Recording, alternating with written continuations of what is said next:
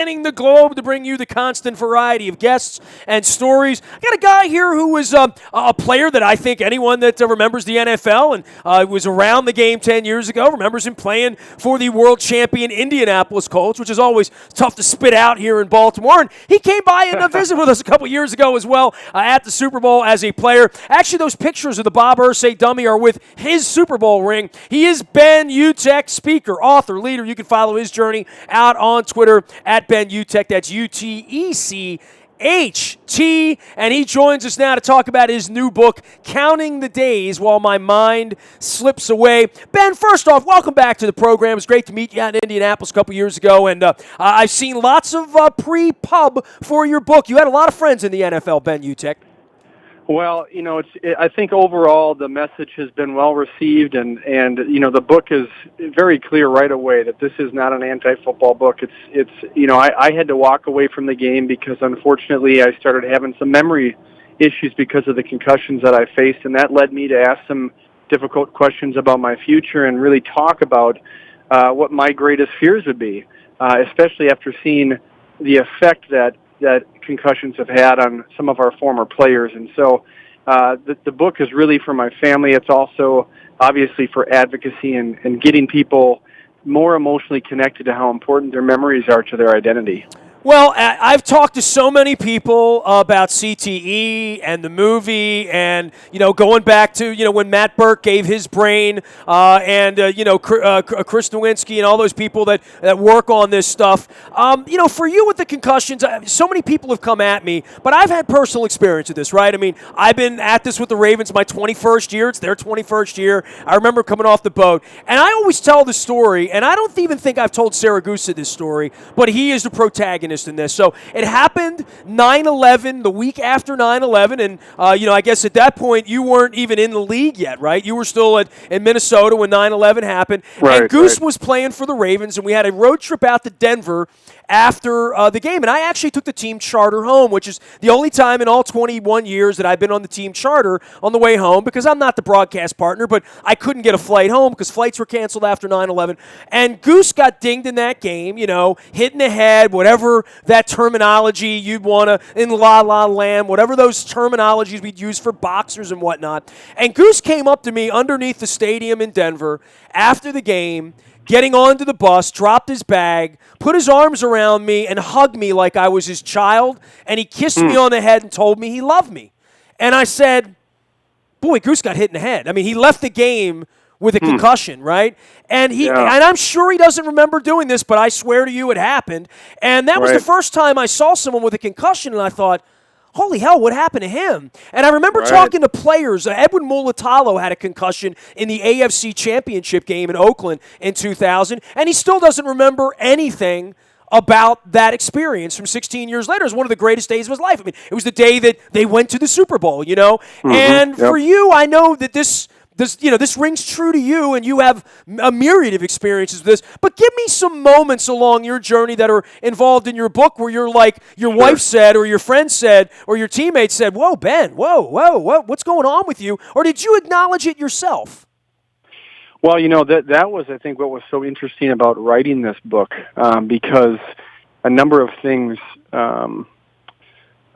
surfaced during the process. One in particular, I received a chapter from my co-writer, Mark Tabb, who's a New York Times best-selling writer. I'm blessed to have him on the project, and he sent me a chapter, and I'm reading the chapter, and there's a story about one of the first serious injuries I had in high school where I fractured my hip, and my mom rushed through the out of the stands and sprinted onto the field.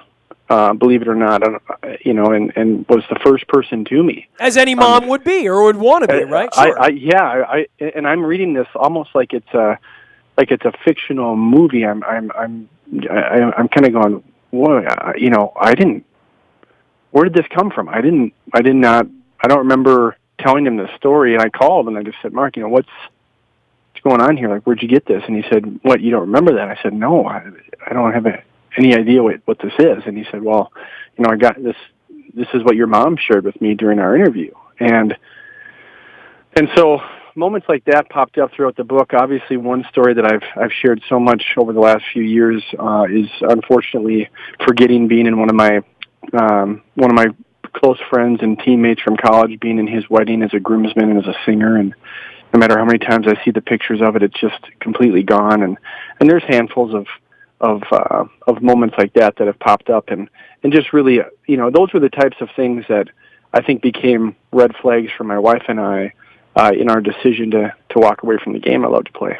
Well, a lot of people have done this since, right? I mean, we've seen San Francisco had a little bit of a run on this 2 years ago where it became a story. And, the stories only come when guys like you are perceived to be bitching about it or going to the media about it or writing a book about it. I think there's a toughness and a macho around football that you never sort of tap out. That's part of getting that far. And I think underneath of that, there aren't a whole lot of other places in life where the macho counts as much as in sports or in football or in this kind of a physical contact game where you won't even admit to yourself. You're lying to yourself. It's your own dirty little secret that you would never talk to your agent or your wife or your father or your mother or your doctor or their doctor while you're making $9 million a year, and that's in jeopardy. And it's a limited amount of time that you're only going to be there for not for long, the next couple years, the next 5, 8, 10 years, whatever that career is,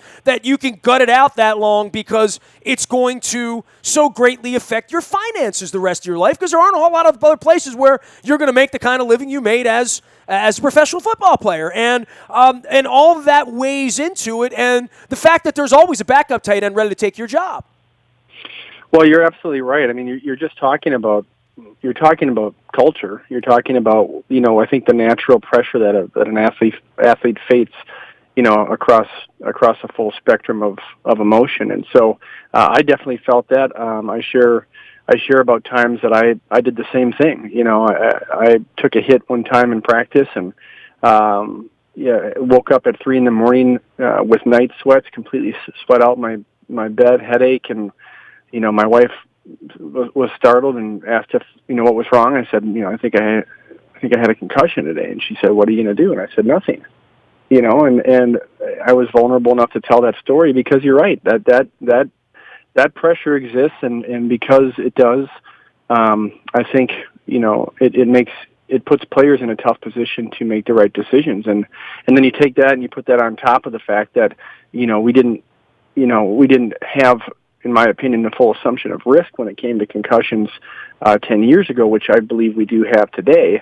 Then all those kind of play into factor when it comes down to making the best decision for your body. He is Ben Utecht. You can follow his journey out on Twitter. Many of you remember him as an Indianapolis Colt tight end wearing the Todd Heap 86. He is a speaker, author, and leader and Super Bowl champion as well. And his Super Bowl ring, despite being an Indianapolis Colts ring, looked really interesting next to my Bob Irsay dummy back in Indianapolis 6 years ago.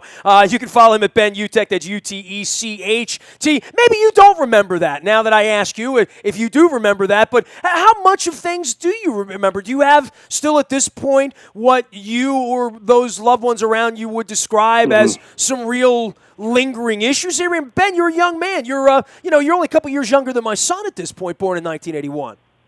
Yeah, and I'm glad you asked that because I think when you step out and talk about something, when you advocate for something, especially things that create real fears, you can paint yourself in a certain light, and my memory issues have been situational where they come up as we're out with family and friends, or every day. Often or from time to time. I think from time to time, really, and I think for the most part, every day is I'm in a good place, and one of the best messages of the book is the ending. It's a wonderful hope ending about this last year and being involved in a 100-hour intensive cognitive brain training program that took my short and long-term memory from the 12th and 17th percent to the 78th and 90th percent. Wow! And so wow! It's been a miraculous year, noticeable to my wife, noticeable to my family, noticeable to me. And the idea is that, according to my neurologist friends, is that, it's somewhat common sense to understand that when you train specific cognitive areas of the brain, you can and will strengthen them to a certain degree. And so, not unlike getting on the treadmill or lifting weights back in your day. Sure. Exactly, and we all have these neural pathways that move information, that store and recall memory, and concussions can damage those.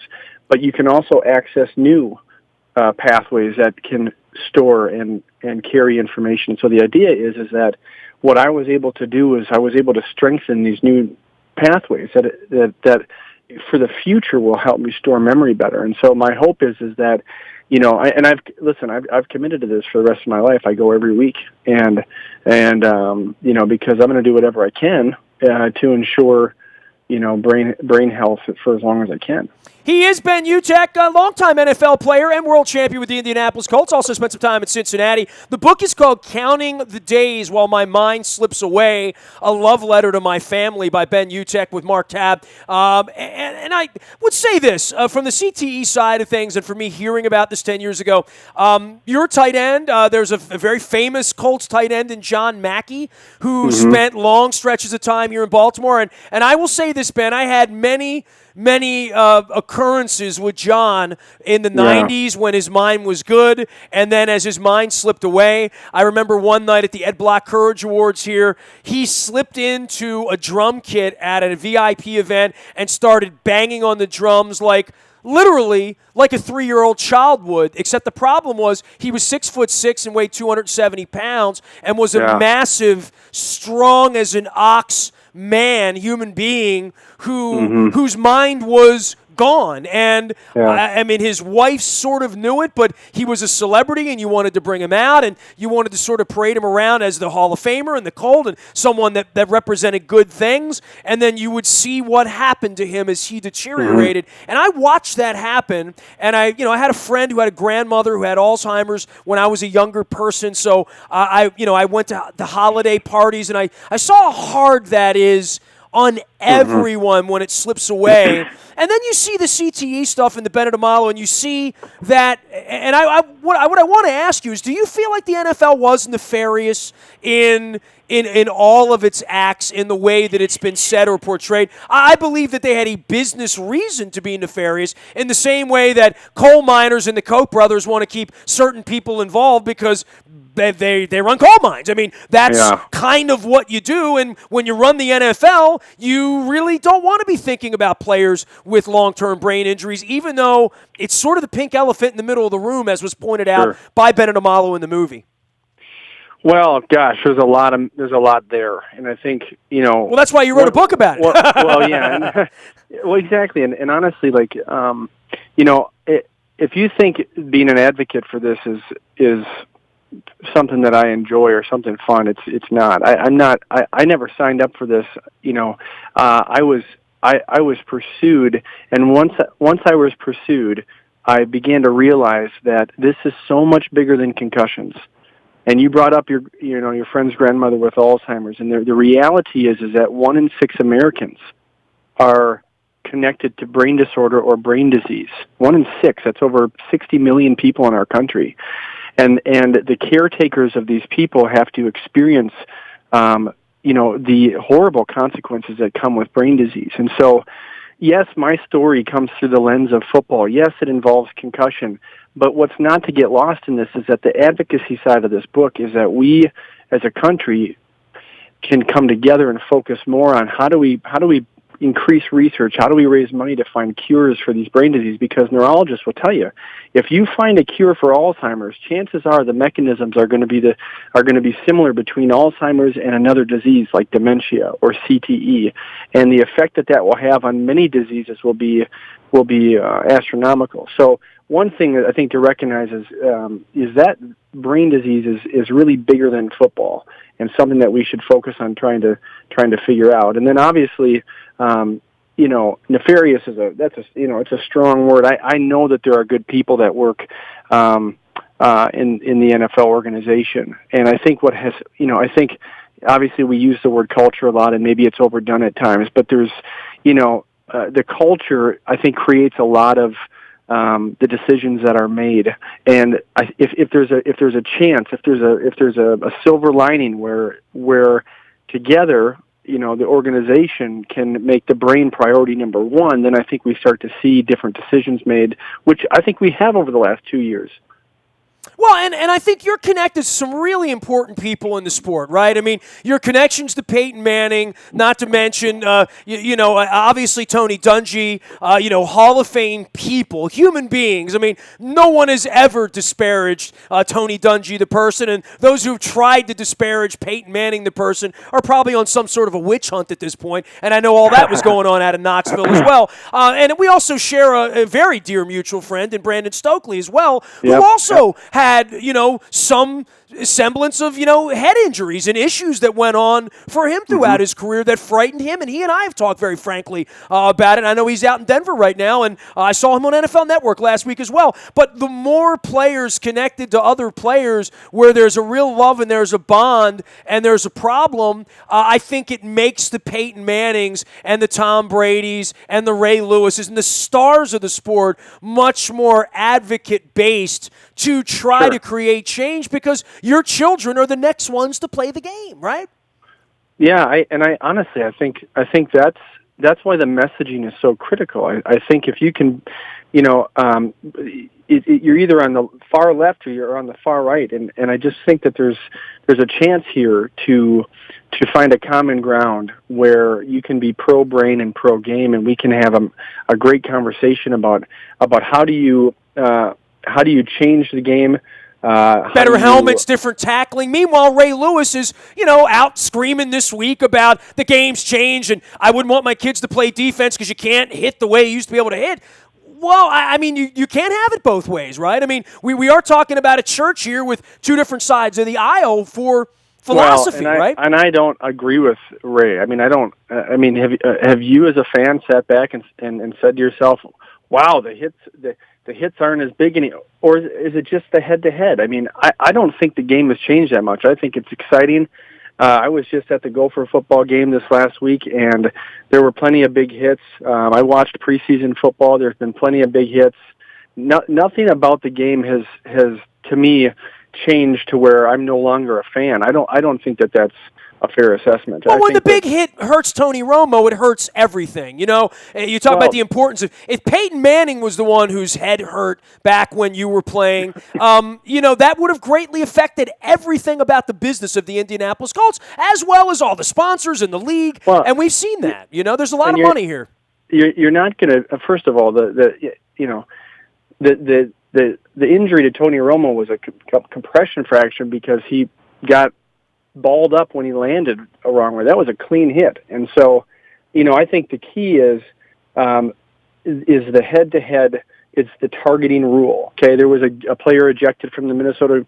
There were 3 players ejected from that game, and one of them was clearly the ball wasn't even close. It was a targeting shot, and there should be an ejection. That doesn't need to be in the game. We're not out there to injure people. We're out there to hit hard, to hit clean, and to play really good football.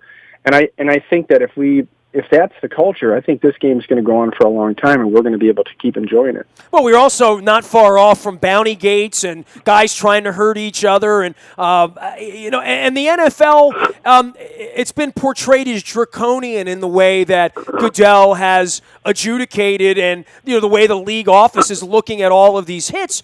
I think it's for the betterment of the sport. I mean, I stand on that side of it, but I also understand that if I had a 12-year-old son right now, I don't know that I'd want him playing football. I don't know that there's any upside to that I would want him doing something else, probably, if it were me. Well, and again, you've got the full spectrum, and we have a neurosurgeon out of the University of Minnesota this last week who made national news because she prescribes football.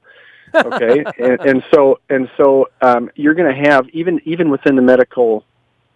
Even within the medical world, the world of neurology, you're going to have completely different viewpoints from a neurologist and a sports neurologist. But I think one of the things you find is very common amongst all of them is, this is what I was told, was that a child's most important developmental stages of their brain are ages 2 to 12. That's where the foundation of first language and mathematics and the list goes on. The way their brain is developing from 2 to 12 is different than it develops after 12. And so for me as a parent, as a conservative, thought, process, I'm probably going to, if I had a son, keep him out of football until that 12, 13 year, and then we move forward as a well-educated parent if in fact he does face a concussion. Well, and that's part of it too, is the education on the sidelines where kids are playing, and some of the coaches go a little too far. We've had the coaches' parents fights going on forever, right? At the little league level, is my kid plays here, I want him to play there, I want him to play more, less, defense, offense, all of that sort of thing. But the education for the people working with children, and every year at the Super Bowl, Ben, I have folks come by telling me about the helmets they're making. And if the hit's too hard to the helmet, there's a little thing that pops on the helmet now that says you have to come out of the game. We have to get you chested. Certainly all the way down from the NFL down to Pop Warner, no one's not aware of concussions now, right? I mean, at least that's what the movie and there's all of this conversation in books and people like you being advocates. It is now a conversation that did not exist when you were 13 years old. No, absolutely not. I mean, I started in 4th grade, and I don't even think I ever even heard the word concussion until my very first concussion in college. So, I think obviously we've come a long way, and each level is going to be different. In the collegiate and professional level, you have to understand that the game is incredibly violent. I mean, that's what makes it entertaining. And so, what at that level, what do we need to have for our players to continue to support that game? As well, if they have the full assumption of risk and they sign off on it, and if we can have some kind of a program together that ensures their long-term health, if in fact they ever get diagnosed with a brain disease, well, then I think as fans we can sit back and continue to support their play. And then at the youth level, we just, like you said, education has to improve. And I think we should have discussions about the entrance age of children in contact sports. He is Ben Utecht. He is a Super Bowl champion with the Indianapolis Colts a decade ago. He's written a book called Counting the Days While My Mind Slips Away. It is a Simon & Schuster book, a love letter to his family, written with Mark Tabb. You can Google it, buy it with the Give a Spit app, and help our There Goes My Hero folks as well. You can also find Ben out on Twitter at Ben Utecht. That's Utecht. Hey, I've really enjoyed our conversation. I'm sure you're still watching plenty of football. You're up there in Minnesota. Been a crazy week up there now, right? Well, yeah, and your heart just breaks for Teddy Bridgewater, because obviously such a, not only a great talent, but what a class act, as a man on and off the field. And so, going through injuries is a real difficult, it's a real difficult ride for an athlete, because they just want so badly to be out on the field. So, but we'll see how Sam Bradford reacts here over the next couple weeks. Well, hey, a pleasure having you on. Don't be a stranger. Good luck with the book. You're doing some really important work and some really valiant work, too, I might add, because not everyone wants to come out and talk about this issue. And you're going to help somebody down the line. I know you are, and I appreciate the time and I appreciate the book. I'm looking forward to taking a look at it. All right, thank you. You got it. Ben Utecht, calling from the great state of Minnesota, counting the days while my mind slips away. You can find him out on Twitter as well, and the book is a Simon & Schuster special. Just Google it. You can find it. You can find me by Googling me as well in the Buy a Toyota Audio Vault 24 hours a day from anywhere in the world on your mobile device. You can download the TuneIn Radio app and even listen in Minnesota or Indianapolis or even in Germany where we were last week, and I was streaming our stuff. So I remember when our little signal didn't go very far. Now you got us on Twitter and Facebook and LinkedIn and Snapchat and Instagram, and of course anytime at nasty@WNST.net. Our morning newspaper hits your email inbox at 7 a.m. It's free. All you have to do is sign up at WNST.net. Every morning it comes to you. Brought to you by Planet Fitness and PlanetFitness.com, where it's still $10 a month to get in the best shape of your life. Last but never least, breaking news, and the Orioles in the pennant race right now, and the Ravens moving Justin Forsett on and off and on again. It comes to you first each and every time. You're the smartest Baltimore sports fan with our WNST tech service. That's brought to you by Coons Ford of Security Boulevard. And Dennis will be here on Thursday, driving you home and getting you ready for the season. We are WNST.net, AM 1570, and WNST Towson, Baltimore. And we never stop talking Baltimore sports.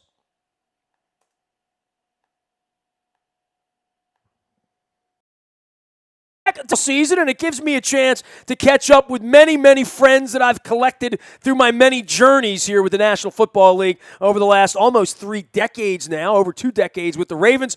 This guy